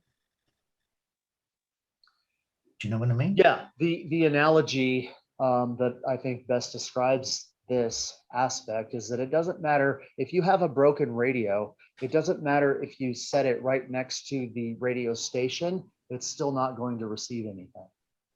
You have to repair the radio first, and then it really doesn't matter how far away it is. It will be received, right? And I think that's the first step. We're jumping way ahead of ourselves if we are the broken radio, if we're trying to receive the signal without actually restoring kind of what's naturally within us to begin with. Right? Because anyone with, like I said, with the proper assemblies, Egypt will come attend you because it wants a future with you, but it will not come attend a broken radio. The assemblies aren't there, it can't receive it, it just won't do it, right? But it's not like, the next question is then how do you repair the radio? That's Absolutely. the obvious question. I mean, and this goes right back to what conversation. Kevin I was find it talking very about. enlightening myself, but how does it actually apply to our lives? yes, When, Well, where does it actually? this goes right back to where we started with Kevin talking about the pentagrammic structure, which is also the divinatory aspects of oneself, which is even at its lower level, the actual pentagram itself. Using the moving center, for example, as it's designed to, using the thoughts, using the emotion, using sex, instinct, all those types of things, the way that they were designed, will automatically restore those conditions in oneself. Did you just say using sex? Yeah. Did you? Oh, right. I got that right then. Yeah, I don't even blush. Must be something about me. I got the rest wrong. If you say the right word, I'll listen, won't I? It's a joke. It's a joke. It's a joke. No, but I mean, it's really not rocket science. It really does come back down to the basics and the fundamentals. And, you know, the reason why I keep emphasizing, especially with newer people even, to throw yourself into the laws is because that's where it all begins. If you understand the laws, it becomes really quite clear how your 5 centers are supposed to work, or how, you know, to develop certain types of abilities. It's not difficult. If you feel like you're working hard, you're probably doing it wrong. Really.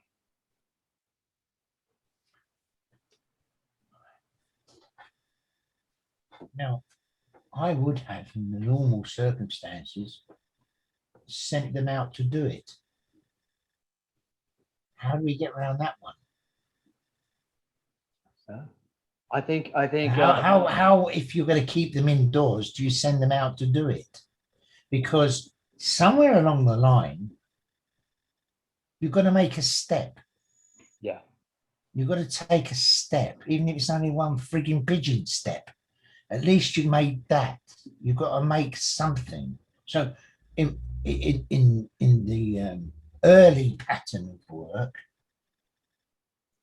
it would have been, you know, to walk the forests or the pathways or the gardens down suburbia, looking for shape, looking for symbol, looking for such things as that, counting everything. Because it's like once you've got the radio working, you've then got to tune in the dials to the appropriate station, haven't you? Yeah. You understand? You can't expect the radio to do it itself, not unless it's got a brain like you. You know, you just flick it over mentally. I mean, you've got to tune into different things. So putting yourself on the frequency as well as is also important, isn't it? So I used to go down the streets and I was looking, you know, 3-leaf clovers. If you put 3-leaf clovers together, strangely enough, they've got lines on them. They look like a triangle. Now, it may not mean anything in it's just a single self thing. But when you see it 100 times on many different things, it then has the power of that 100, you know? It means something. It means that is something to do with the basic structure of things. Yes? So eventually, you're going to come round to knowing that there are such things as natural laws. And then eventually creational laws. But you need to know them. You need to see them. You actually need to touch it. Because, and you only need to do it once, I suppose, but you've been there, haven't you? But that doesn't mean going to Australia or somewhere else in the other side of the world. So that's opposite to us, isn't it, Australia? Yeah. Yeah. And you can literally study the laws by walking right outside your front door, or even not. Yes, but when I see these gardeners in their garden with their nice little gnomes and little wheelbarrows and little wishing wells, yes, and they've even thrown their own penny in there. That's the price of their wish, you know, a penny. I didn't see anybody chucking a couple of $1,000 in there, you know what I mean, for the wish, just in case it worked. They're not prepared to do that. It's too expensive, is it? So everything has a price, doesn't it? You know what I mean? See? And then they're looking at this garden and I think, wow, that's an incredibly beautiful plant. But look what he's done with the rest of the garden. You know, but does the plant think like that? And yet I see some of these gardens that are left to grow as it, and yet the thing about it is that everything seems to be in its rightful order, in its rightful place there, because that blade of grass is happy with the flower next to it. Do you understand what I'm talking about here? It's got that different kind of, yeah, here it goes. Here's how I would put this, is that what this plant knows is 3 things. This plant has knowledge of 3 things. It has knowledge of green, pink, and yellow. That's it. That's its expression. You try and make it have a blue expression, and it will not conform to it. But the human expression is so far beyond that. It's not even septenary. I think that's the right word. Sevenfold. We're even beyond that, right? Used to be fivefold. Pre-human used to be threefold. Then it became pentagrammic. Then it became sevenfold, and now it's onto something even higher. But it's a broken radio, right? Because our culture, it's so unfortunate that our culture doesn't actually train us the way we should be trained. I mean, I hammer this time and time again. I think, if you really do what Orman's saying, if you go out and actually count things, if you go out and actually observe shapes, observe the colors of things, and you collect enough examples, it just happens, because that's the kind of education that your life should have received in the beginning. It's kindergarten, really. But once you have this kind of stock in yourself, the rest of it just kind of begins to click into place. This is what I mean. It's not work.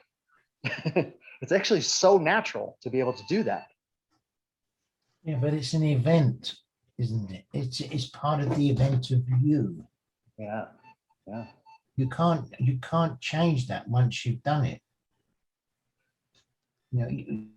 What good's a cobbler if he's never made a pair of shoes?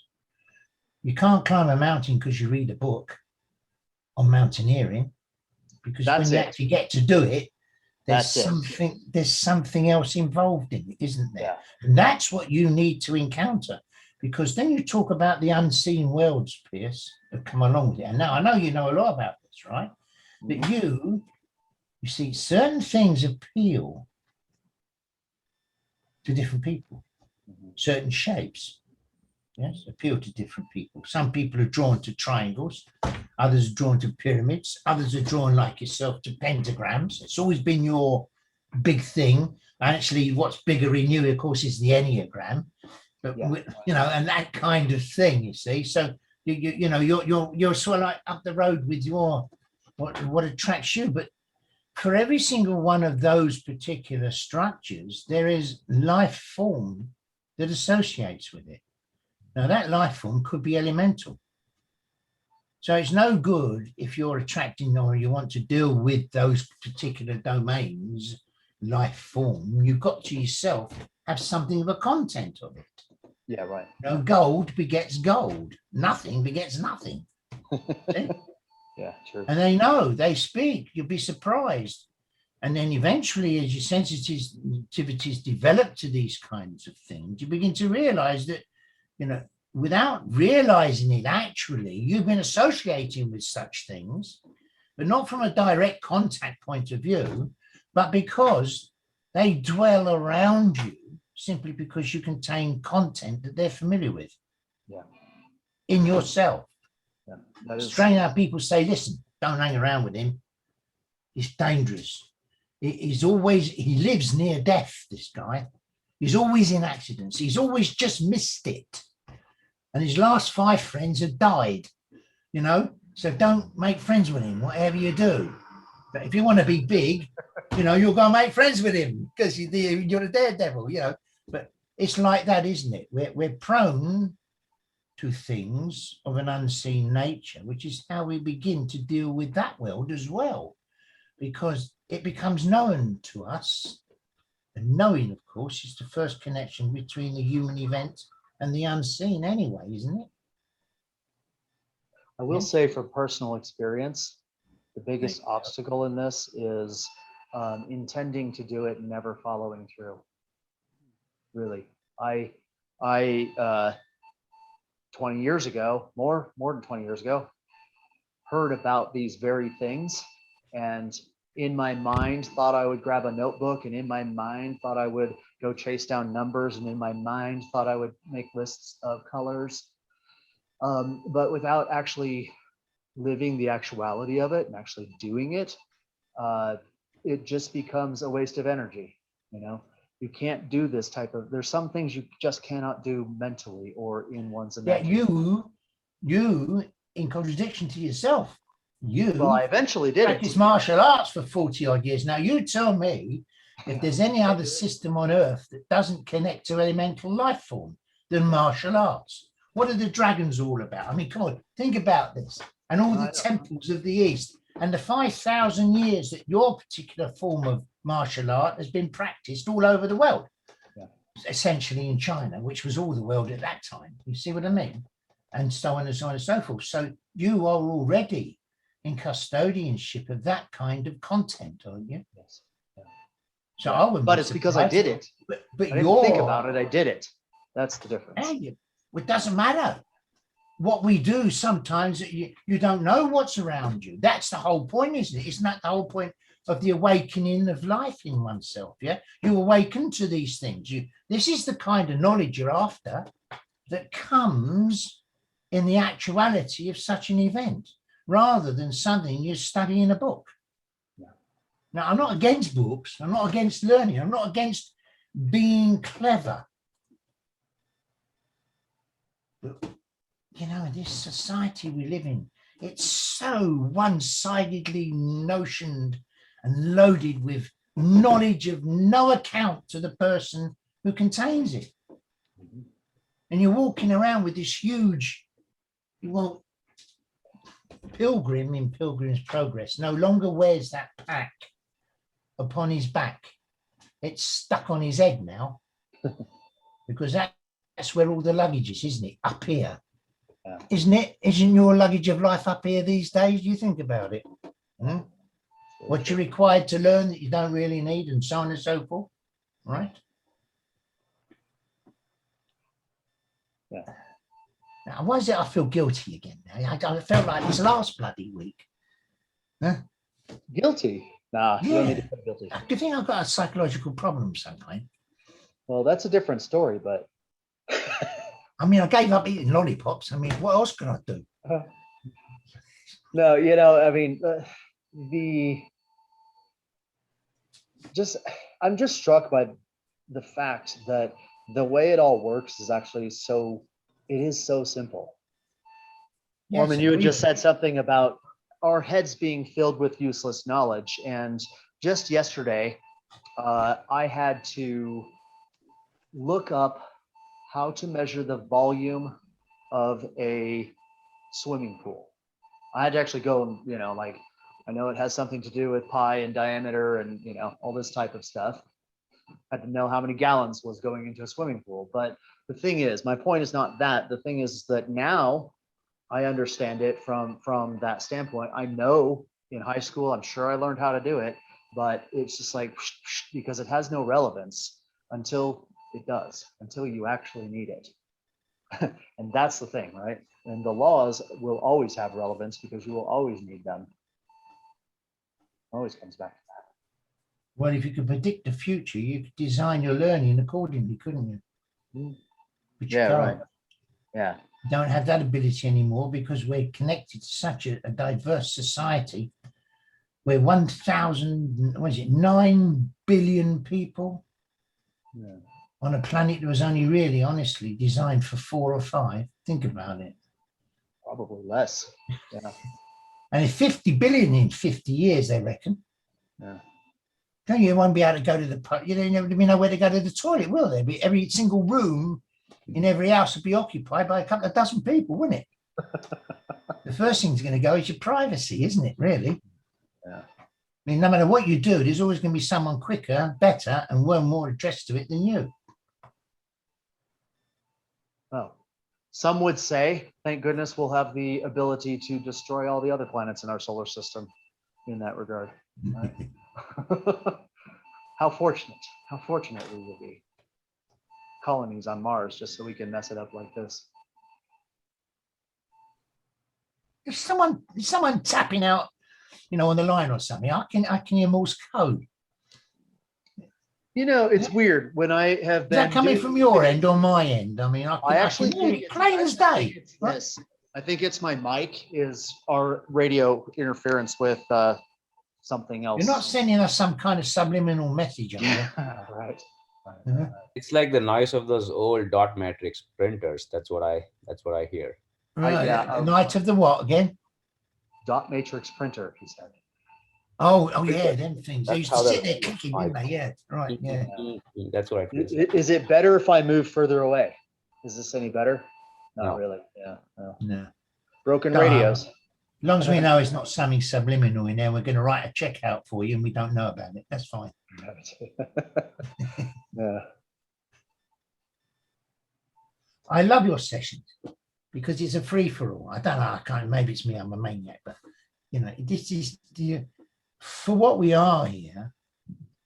It doesn't matter whether the subject matter is forbidden or not, really, does it? Because you're going to come up against it somewhere along the line, or you're going to come into line with it somewhere along the line.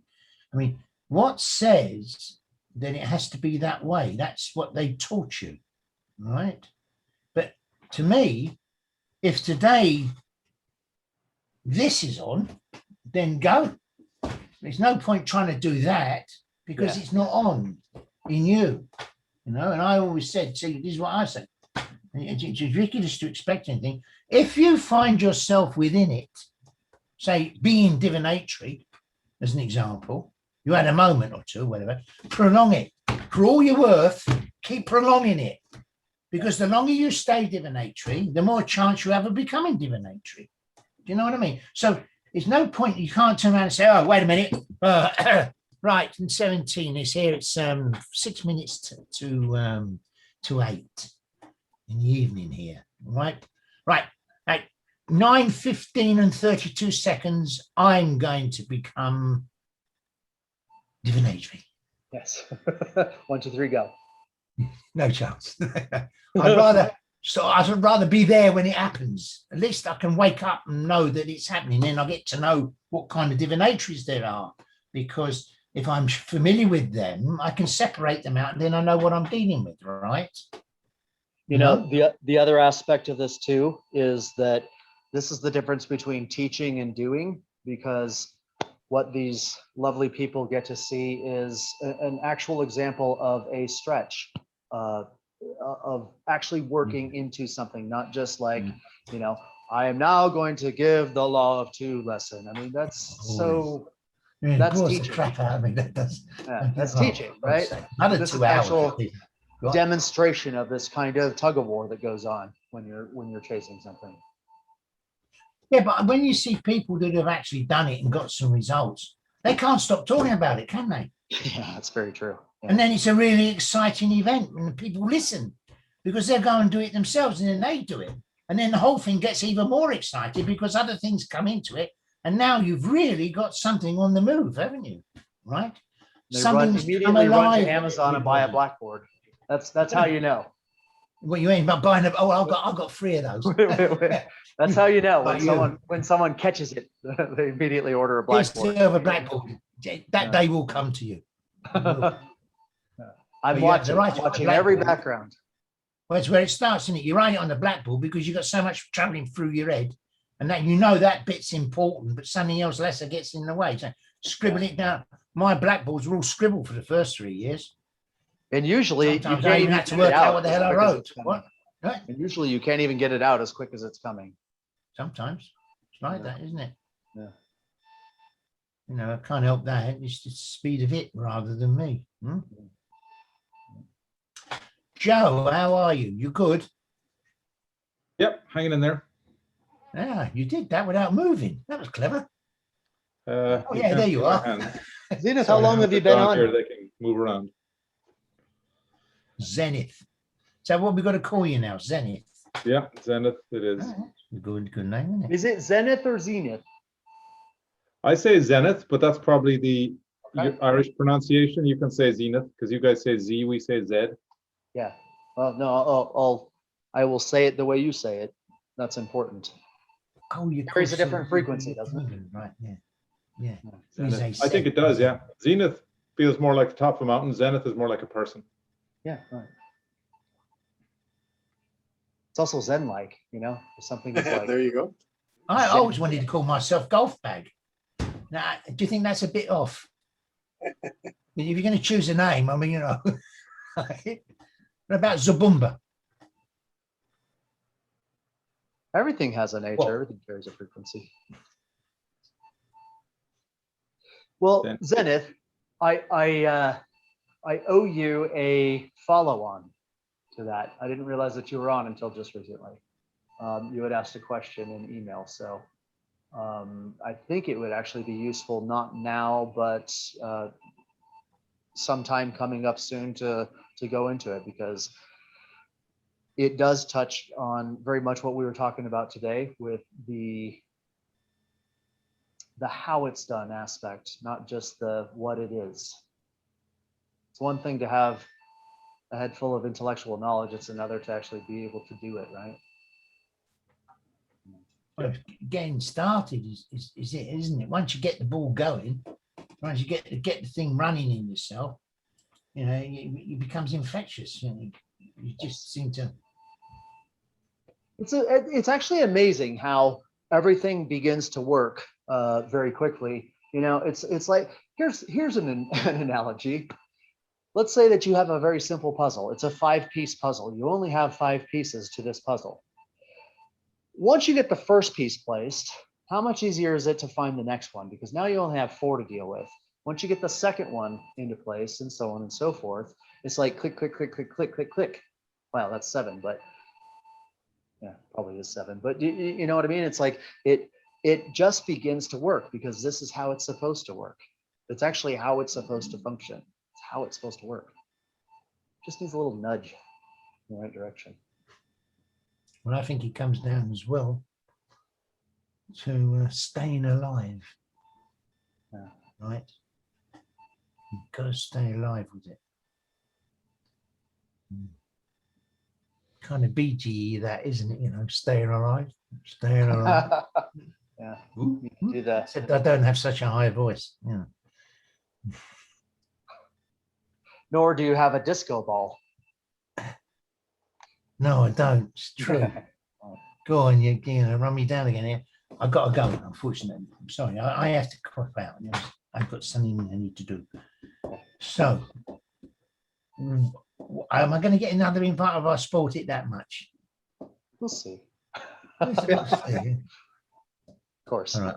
Yeah, of course. Good Thank night, you. everybody. Have a great evening or day, or it depends where you're from, doesn't it, really? Yeah.